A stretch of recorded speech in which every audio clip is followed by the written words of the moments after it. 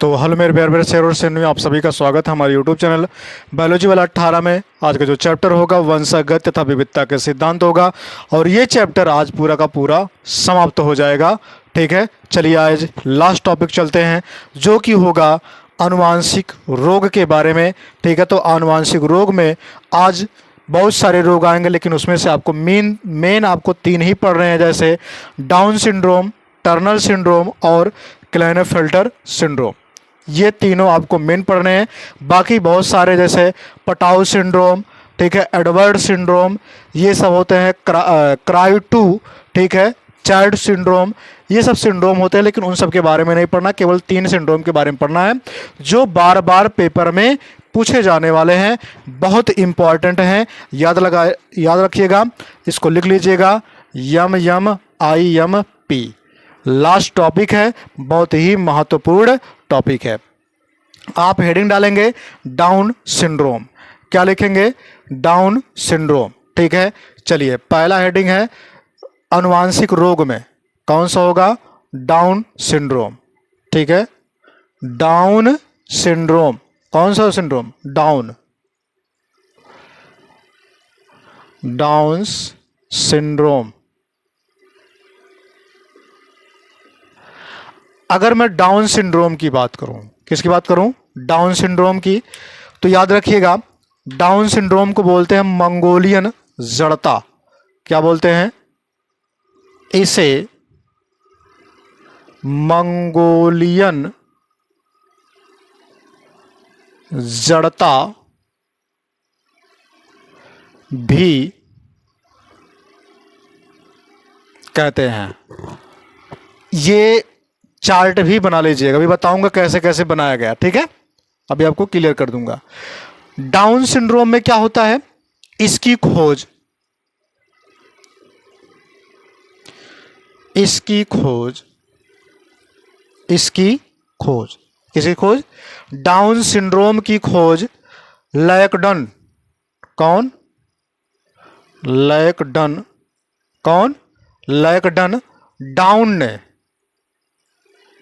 लैकडन down ने 1800, ठीक है, 66 में, 1866 यानी कि 1866 में,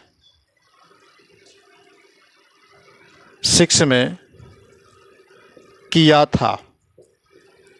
ठीक, इसमें होता क्या है, ध्यान रखिएगा कि इसमें जो गुणसूत्र होते हैं वो 2 के स्थान पर 3 पाए जाते हैं, यानी कि 47 गुणसूत्र होते हैं। तो याद रखिएगा, इस रोग में व्यक्ति को 46 के स्थान पर 46 गुणसूत्र, 46 गुणसूत्र के स्थान पर 47 गुणसूत्र पाए जाते हैं। कितने? 47। ठीक है, अब यहां बात कर लेते हैं इसके लक्षण की। तो क्या क्या लक्षण निकल करके आएगा? तो याद रखिएगा, अगर मैं लक्षण की इसके बात करूं, ठीक है, तो वो क्या चीज होगा? सबसे पहले चीज तो याद रखिएगा लक्षण, यानी क्या क्या दिखेंगे इसमें। ठीक है, तो लक्षण की अगर मैं बात करूं, किसकी बात करूं? लक्षण की। पहला चीज तो याद रखिएगा, लक्षण में सबसे पहले चीज तो इसकी जीभ क्या होगी? मोटी होगी। क्या होगा? जीभ मोटी।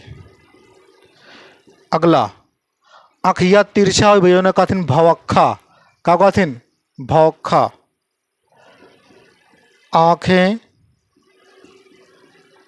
तिरछी होंगी। क्या तिरछी होंगी? आँखिया को आंचा तानी ताकि। ठीक है, अगला क्या होगा? मुख खुला होगा। क्या होगा? मुख खुला होगा। मुख खुला होगा। ब्रेन कम विकसित होगा। मुखा वैसे खुला खुला रहे हो जाइए मुखा पूरा, ठीक है। और ब्रेन क्या होगा, कम विकसित होगा, ठीक है। इसकी हथेली पर एक मोटी लकीर होगी, हाथों की हथेली पर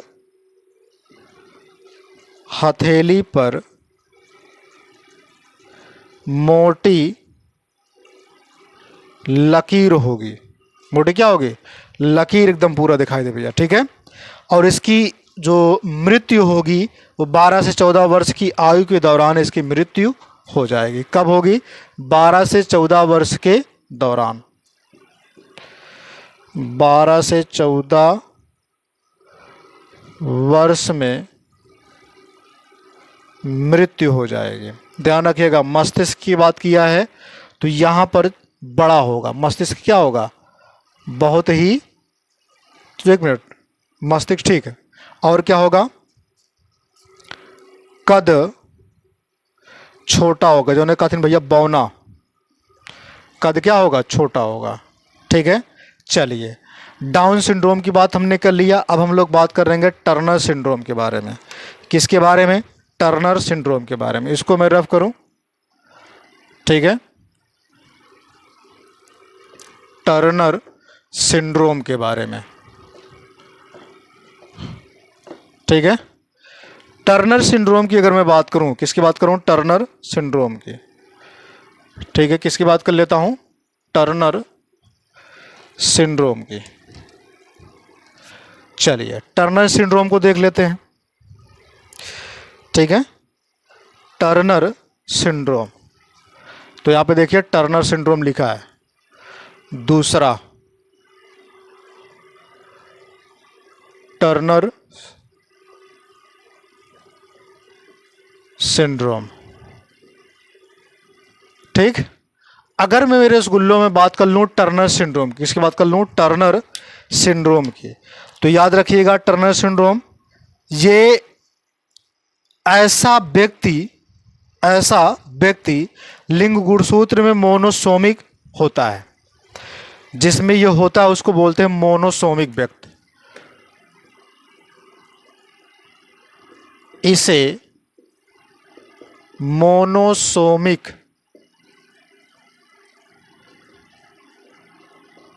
व्यक्ति कहते हैं, जिसमें ये हो जाता है उसे कहते हैं, ठीक है। इसमें क्या होता है, 46 के स्थान पर 45 हो जाते हैं, यानी कि एक घट जाता है। इस रोग में गुणसूत्रों की संख्या घट जाती है, अर्थात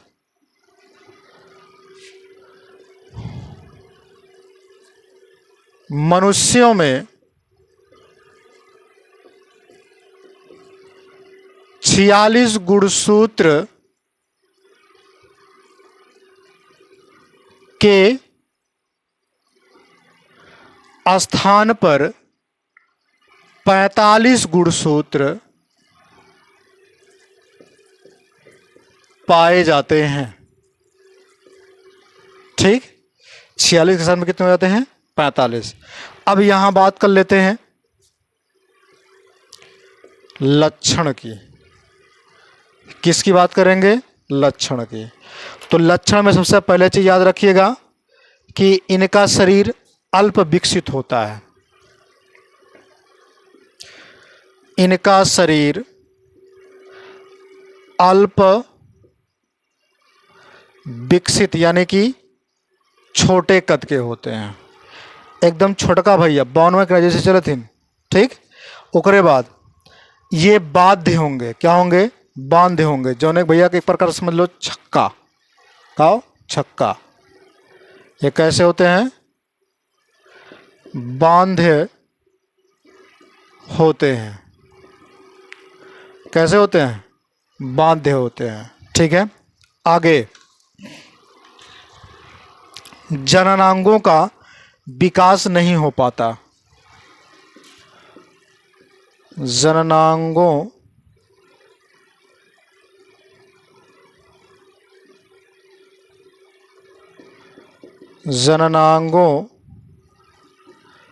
का विकास नहीं हो पाता। किसका विकास? जननांग पूर्ण रूप से विकसित नहीं हो पाते। और इनमें जो होता है, अगर मैं बात करूं तो इनमें, ठीक है, लैंगिक लक्षण, द्वितीयक लैंगिक लक्षण विकसित नहीं होते हैं। द्वितीयक लैंगिक लक्षण विकसित नहीं होते हैं, विकसित नहीं होते। द्वितीयक लैंगिक लक्षण मतलब का? आवाज़ में भारीपन आ जाना, ठीक है, और दाढ़ी मूंछ का आ जाना, ये सारी की सारी प्रक्रियाएं उनमें होती है। आगे बात कर लेते हैं। जैसे समझिएगा, इधर नॉर्मल फादर की विवाह अगर हम नॉर्मल मदर से करा देते हैं तो आपको पता होगा कि अगर हम सामान्य पिता है और सामान्य माता है, दोनों लोग शादी कर लेते हैं, इसमें एक्स और वाई गुणसूत्र होता है, इसमें क्या हो जाता है? एक्स एक्स गुणसूत्र हो जाता है। जब इनको अलग करते हैं ये स्पर्म हो जाते हैं और ये क्या होते हैं? एग होते हैं। कभी कभी क्या होता है, ये दोनों एग एक साथ हो जाते हैं, दोनों एक्स गुणसूत्र जो होते हैं दोनों साथ में हो जाते हैं और एक क्या हो जाता है? खाली हो जाता है। जब एक खाली हो जाता है, जब इस एक्स का क्रॉस हम इस एक्स से कराते हैं तो एक यक्ष बच जाता है। जब एक यक्ष बच जाता है तो इसको हम क्या बोलेंगे? टर्नर सिंड्रोम बोलेंगे। क्या बोलेंगे? टर्नर सिंड्रोम बोलेंगे। यानी कि 46 के स्थान पर कितना आ गया? 45 गुणसूत्र आ गया, तो हम क्या बोलेंगे? टर्नर सिंड्रोम बोलेंगे। लेकिन अगर इसकी एक्स का क्रॉस हम इस एक्स और वाई से करा देते हैं तो क्या जाएगा? ट्रिपल एक्स आ जाएगा, जिसमें क्या हो जाएगा? फीमेल भी होंगी, लेकिन उसमें क्या होंगे? एक जननांग और जुड़ जाएंगे, तो नुकसानदायक ही वो साबित तो होगा, जिसको हम क्या बोल सकते हैं? 10-4 बोल सकते हैं, ठीक है। और इस वाई का जब हम क्रॉस इस वाले से करा देते हैं तो एक वाई मिल जाता है, जिसका कोई मतलब नहीं निकलता, यानी कि पूर्ण रूप से जननांग का विकास नहीं हो पाएगा। उसके बाद इस वाई का जो है क्रॉस हम जब इस एक्स एक्स से करा जाए तो क्या मिल जाता है?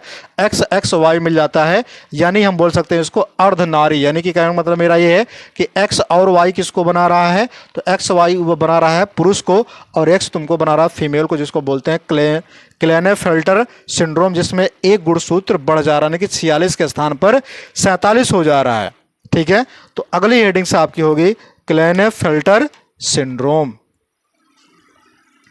क्लेनेफेल्टर सिंड्रोम, ठीक है, तीसरा होगा। ये जितने भी मैं आपको लिख के बता रहा हूं सारे के सारे इंपॉर्टेंट है, ध्यान रखिएगा इस बात को, ठीक है। क्लेनेफेल्टर सिंड्रोम, वहां पे लिखा है क्लेनेफेल्टर